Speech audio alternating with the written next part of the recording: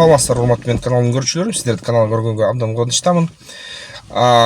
Ошо сүйлөшүүлөр Орусия менен АКШнын ортосунда Эр-Риядта өтүштү. Сүйлөшүүлөр бүттү.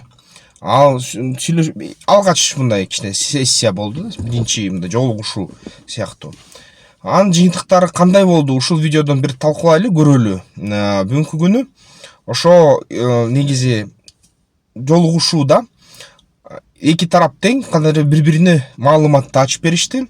Америка Штаттары айтты, кичине мораторий кылбайсыңарбы Украинанын ошо граждандык, жарандык инфраструктурасын бомбалаганга ушундай иш-аракеттерди токтотпойсуңар десе, Орусия айтты, биз эч качан аларды мындай бомбалабайбыз, биз бир гана ушул аскердик топтомдор турган жерлерди бомбалап атабыз. Ошон үчүн энергетикалык, жарандык инфраструктураны эч качан талкалаган жокпуз деп коюшту да.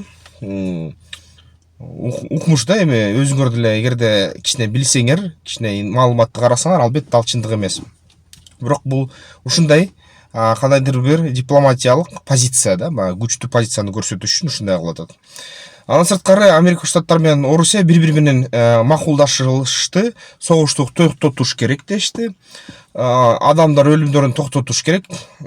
Алдын ала андан кийин ошол Дональд Трамп өзү айткан сөздөр боюнча Орусиядан санкциялар чечилет деп айтты.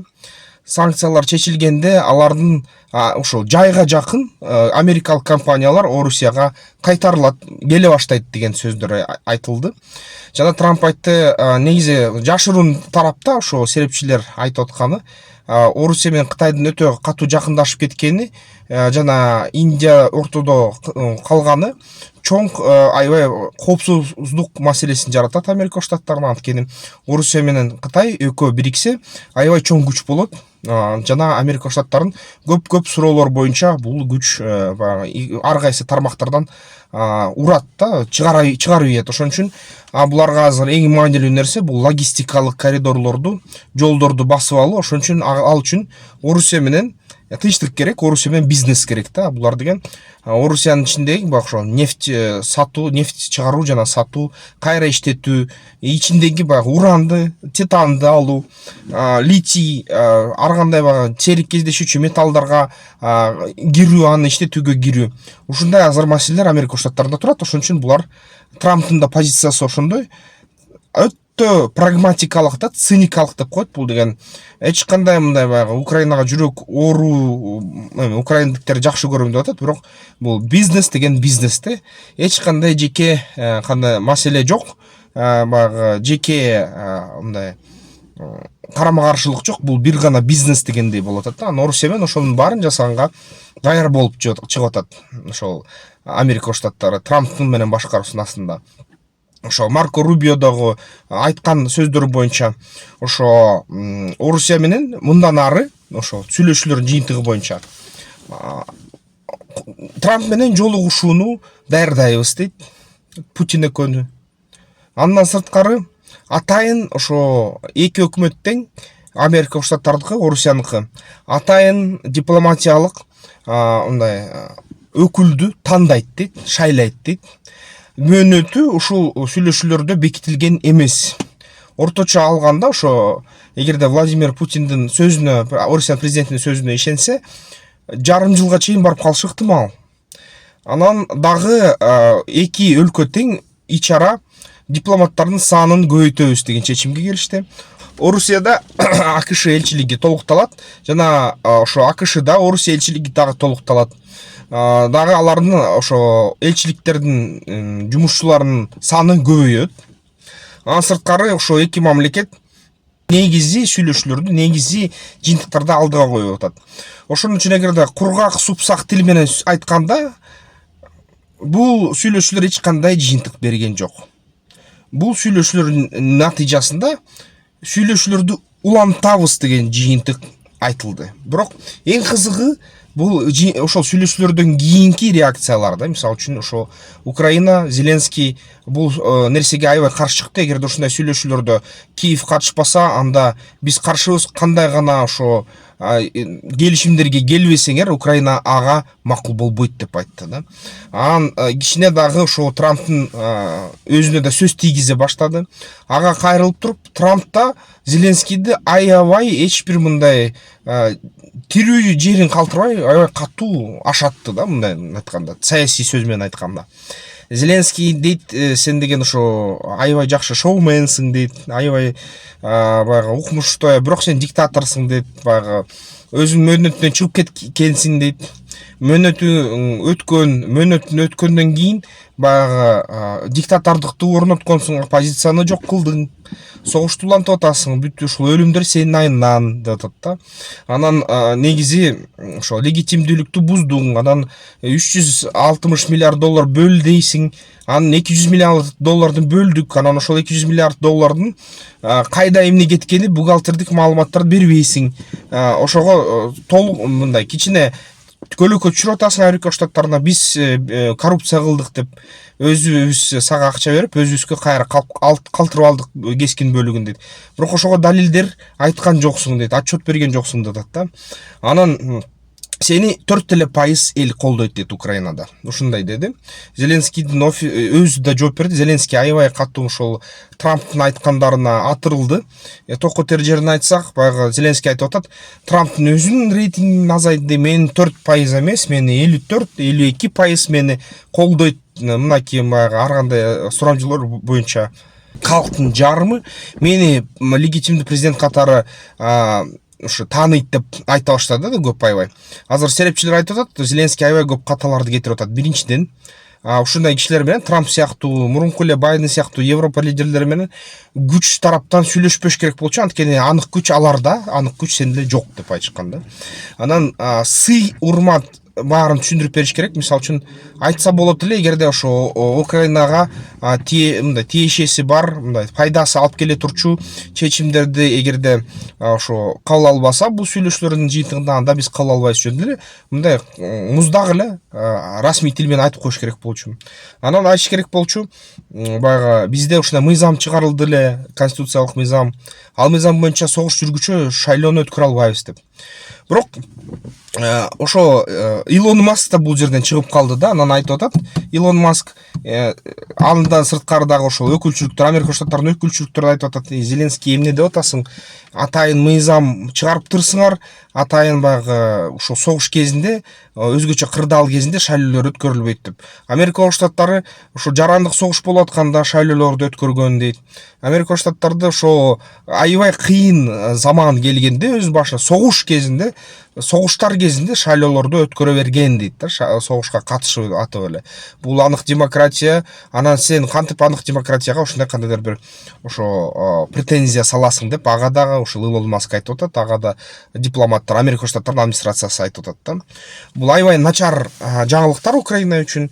Бул деген баягы жеке эгерде позиция, ушундай жаман позицияны көрсөтүп алса Украинанын лидери, анда эртең жардамын дагы көрбөйт. Анан бүгүнкү күнү ошол Дональд Трамптын жаңы чыккан тексти боюнча аны диктатор деп атап атат да, ошо Зеленскийди. Диктатор, шоумен диктатор өлкөсүн баягы жарга такаган деп айта баштады. Орусия мурун пропаганда каналдары ушинтип айтчу эле. Эми Трамп ошол расмий түрдө ошо Орусиянын пропаганда каналдарынын айтканын кайталап атат да. Бул деген Украина үчүн аябай жаман нерсе. Эми болсо баягы Украина калабы калбайбы, Украинанын канча территориясы Орусияга кетет, ушул суроолор тунук көрүнө баштады. Украина президентти алмаштырыш керек болуп калат, шайлоону өткөзүш керек болуп калат. Шайлоо өткөндөн кийин же Зеленский кайра шайланат, же болбосо шайланбаса, анда ошо эмки келе турган президент Америка Штаттарына бүт ресурстарын өлкөсүн бериш керек болот. Анткени бул жолу Зеленский ага кол койдурбай койду ушул келишимге. Анан Украина болсо ошо бөлүнүп жарылып кетет да. Бир эле шанс бар Украинада. Бул шанс негизи бүгүнкү күнү ошо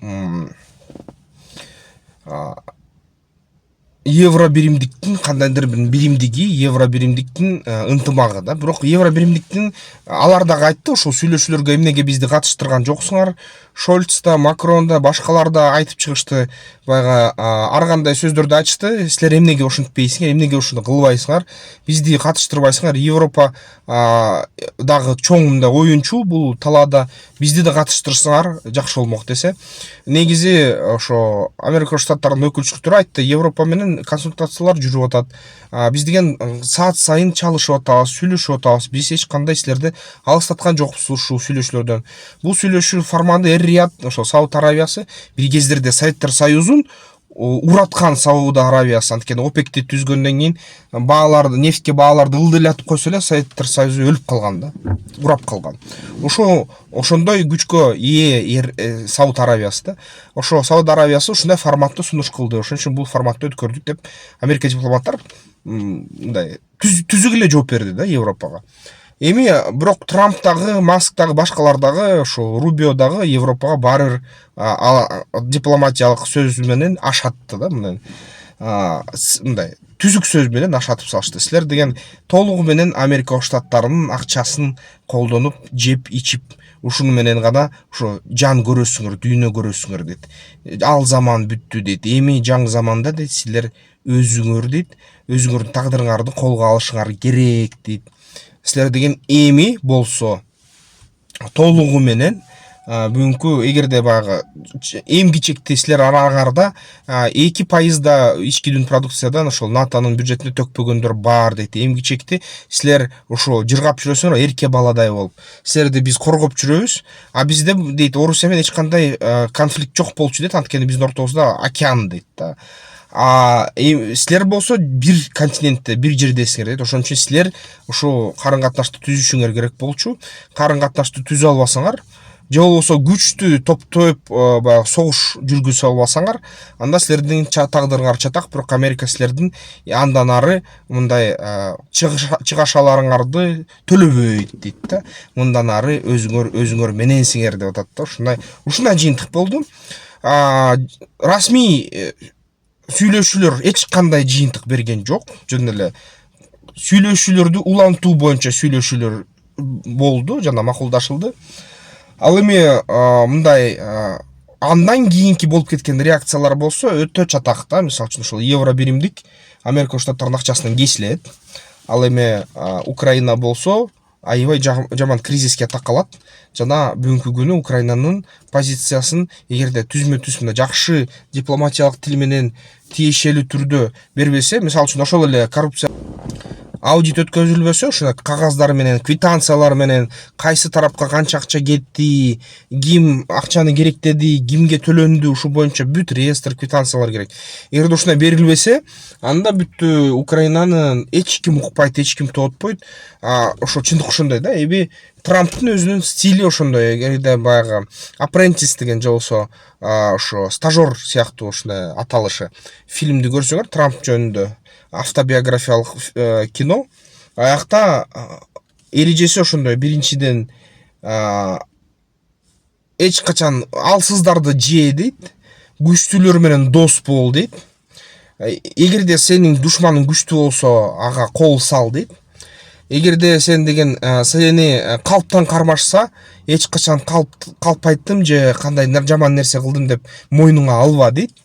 Анан баягы жеңиш үчүн дейт, азыр жеңип кеткендей эле өзүң сезе бер, жана ошондой маалыматтык талаада маалымат бере бер, ошондо бир күнү баары бир жеңесиң деген ушундай мыйзамдар, ошо Трамптын мыйзамдары болуп калган да. Анан албетте ошол мыйзамдар менен ал мындан ары кете берет да. Ошо боюнча баягы бүт видео боюнча маалыматтык булактар видео астында. Жаңылыктар ошондой азырынча. Өз пикириңерди комментарийлерге жазып койгула, жакшы болот. Талкуулайлы. Эми болсо эмки видеолордон көрүшкөнчө. Тактикалык федерациясына мүчөлүккө киргиле, страйкбол ойногула, ден соолукка жакшы.